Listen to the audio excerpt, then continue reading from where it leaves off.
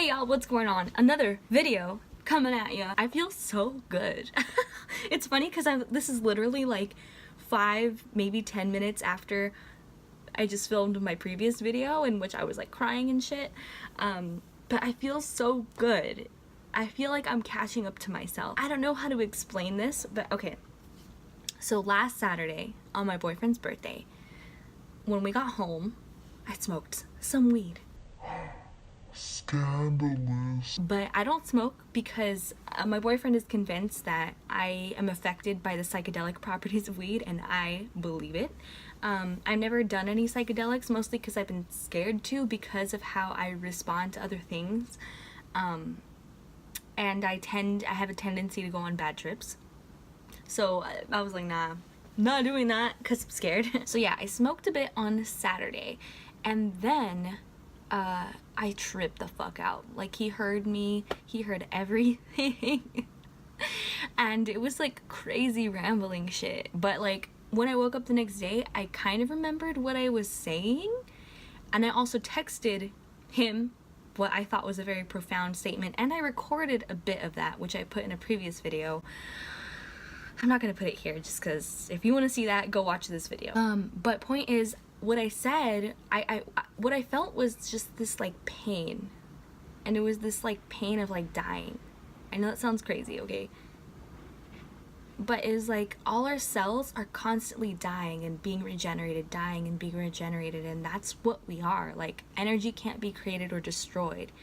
And so what I felt at that moment was like the dying. And I was like, this is why there's so much tension, this is why there's so much pain and there's so much contrast, is because we're constantly being rebirthed. So part of that is the dying part. If you get stuck on the dying part, or if you don't allow yourself to move forward into the rebirth, it's pain. When we can feel most at harmony with ourselves is when we're totally caught up with ourselves. So that's like, we're just in the constant phase of rebirth, rebirth, rebirth. We are all evolving and growing and accelerating faster and faster.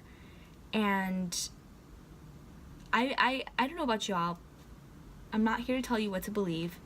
I don't even know what I believe. I believe that all the religions and all of the concepts of religions can coexist, and they can all be true because that's how vast and infinite the universe is. I believe that. I believe that what you believe is real because we're all our own universe, and it's the multiverse, and who am I to tell you that what you know to be true isn't? I think it is. I think it's all true at once. I think the problem is when we say, no, there can only be one truth. That's where we get in trouble, because the universe is too vast for that to be true. Personally, what I subscribe to in like a spiritual sense is, I mean, I grew up Catholic, so I think there are still elements of like God. Like, I still say like, thank God. I sometimes still sign of the cross when I'm grateful, or like, oh God, like worry, like please don't let that happen, you know? Those are just trace elements of my upbringing, but I don't believe in God in the sense of how he's talked about in Catholicism. I believe in just an energy, source energy. And we all come from that same source. And there's like layers and other dimensions, and all of it just comes from this source, this creator, source / creator. Like, that's pretty much sums up what I believe. And the law of attraction, if you are familiar with that, specifically if you're familiar with Abraham Hicks, because there's a lot of ideas out there about the law of attraction, which is mostly surrounding like bringing material objects into your life, like wanting a Ferrari. And if you just imagine that you have a Ferrari enough, you will have one. Like, to me, that's not what the law of attraction is about. I'm not saying that's not true. It is, it can be, but it's like deeper than that. And if you get to that deeper source, like, to most people, the Ferrari probably wouldn't even matter, because that's just chasing validation and things that aren't true, unless you genuinely just love that. Anyway, I'm not going to get into that detail, but let's move on. So the law of attraction, especially Abraham Hicks, she talks about, and if you're not familiar with Abraham Hicks, she's a woman named Esther Hicks who channels infinite source energy wisdom through someone or through a being beings that they call themselves Abraham. I know that sounds crazy, but it's actually very fucking legit. If you watch any of those video on Abraham Hicks, like, it's just so legit. Nothing, they've never said anything that was out of alignment with what you would expect source energy to say. It's absolutely mind-blowing. So anyway, Abraham Hicks talks about how we're constantly in a state of contrast. We're constantly asking and receiving. We're constantly asking and the universe is giving. But we have to allow ourselves to receive. If we don't allow ourselves to receive, if we're, like, let's say there's a problem in our life, right? Inherently, by having the problem, we're asking for the solution. Whether we ask for it out loud, whether we ask for it consciously or just subconsciously, we're asking for a solution.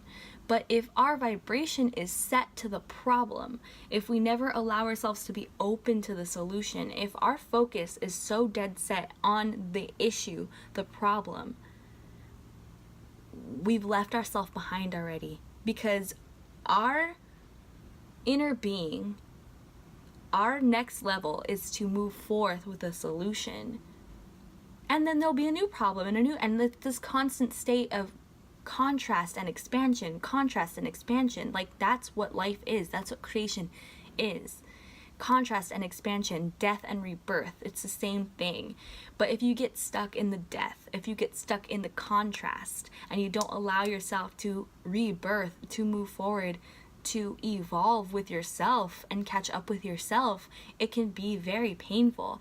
The people I think who live in the most joy are the people who have learned how to allow themselves to evolve, who don't get stuck on the contrast, who don't get stuck on little things that just hold you back and don't let you be in love with yourself, don't let you be caught up with how you've grown, and don't let you be in harmony with the ways in which you've expanded already, you know, because it happens fast. And I actually want to share a video that another YouTuber made. I regularly post to this group called Women of YouTube. I saw this video and I was like, dude, this is like everything that I'm really starting to understand now.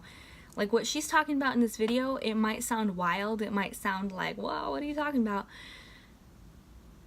But she's talking about this concept of being caught up with yourself. She says, I'm allowing myself to move at the speed of light. And I'm just like, fuck, like, that's it. Like, you have to allow yourself to move at the speed of light in order to live your fullest life. And that's a challenge. It's a challenge because of a lot of reasons. It's a challenge because of societal structures that we have in place that sometimes kind of prevent us from being caught up with ourselves and moving at the speed of light. And even if we want to, even if they're not truly keeping us captive, our perceptions of them keep us captive, so that we can't catch up with ourselves because, oh, I can't do this because, you know, bogged down because I hate myself, I don't love myself, I'm not allowing myself to be an evolved being, you know? I'm not allowing myself to meet myself where I'm at, because if you do, you'll always love yourself. There's no way you can't love yourself as a creator, as a product of the creator of creation. Like, when you just see yourself for what you are and you're totally caught up, it's all love. It's all love, you know? And I'm not saying that it's 100% possible to live in that state all the time. As a human, it's hard. I will say as a human, it's damn near impossible. But it doesn't mean you can't spend more time there. It doesn't mean you can't spend most of your time there. The death and the contrast will need to happen, and that will, you know, usually take you out of that place, but it doesn't have to take you out of it for long, you know? And the better you get with catching up with yourself, the less time you spend in the death and contrast, and the more time you spend catching up with yourself. And not even catching up, but being caught up with yourself and being your fullest, most expanded version. Like, I don't know if I'm making sense to anyone out there. I don't know if I sound straight up crazy, but this is like what I've come to realize. Like, I knew it conceptually, intellectually, but I really felt it the other day, and then I saw this video, and then it just kind of all comes together, and it's like, this is what they're talking about. Like, this is what it means to be caught up with yourself. And I have a lot of work to do to get to a point where I'm practiced at being at that state because of my self-hate and my limiting beliefs. But I'm really gonna work on that, and the best thing you can do to work on that is follow your joy. Like, just allow yourself to be happy. You know, my instinct is to try and go back to Tony Robbins' books, which I might do, and work on the exercises where you change your limiting beliefs by replacing them with positive beliefs. And I think that work is necessary and important. I probably will revisit it. But even that is not as powerful as just going where your spirit is calling you to go. Even if it seems like the dumbest shit in the world. Like, even if it seems completely insignificant, even if it seems like, wow, with all the problems that face humanity, this is what you want to do. It's like, yeah.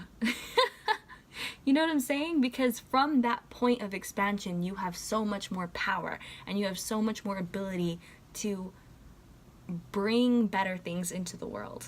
But if you're fighting yourself, if you're blocking yourself and not allowing yourself to be your fullest version, you have much less to give. And it's also because it's painful to live in the contrast. It's painful to be stuck in the contrast. Contrast is necessary, but you're not supposed to be stuck there. You're supposed to spend more time in your joy and your expansion. And I certainly, as someone who deals with depression, anxiety, I certainly spend more time in the contrast. I felt this for years ago, like since 2012, 2013. I would tell my friends, like, I feel like a walking dissonant note. Like, it's just this constant dissonance that's inside of me. I don't feel whole or like at peace. I feel dissonance always. And that's being stuck in the contrast, and that's pretty painful. So point is, there's a way to catch up with yourself, and I'm gonna try to explore that more because I feel like I'm just starting to feel it. I'm just starting to understand it. It feels really good. It feels like the best thing that ever happened. Like, even right now, I just feel so fucking good because I feel like I've caught up to myself. And regardless of how long it lasts, it doesn't matter because I know I can get here again, you know, and I'm just starting to really understand it in a way I've never understood it before. It's crazy. And it's awesome. And I probably sound like a crazy person right now, but I'm telling you, this is just, get out of here, bug. This is just the truth of, like, what I'm feeling and what I'm going through, and I want to bear the truth and show the truth and all that. So here it is, y'all. I was just feeling so good that I've caught up with myself. I had to share that, like, all this stuff is coming full circle for me. And yeah, just listen to yourself. Know what you need. Know when you need space. Just listen to you, what you need. Your inner voice is telling you. When you let yourself catch up with yourself, when you let yourself follow your own path, it's magical. It's fucking magical. Even if it feels like it's the most mundane thing in the world, it's the most magical thing in the multiverse. Oh my god, it feels so good. Okay, well, that's all. That's my crazy rambling video for the day. That's me, y'all. That's what's going on with me. So, I'm sending you so much love, and I hope that you're able to catch up with yourself. Let yourself. Sending you love.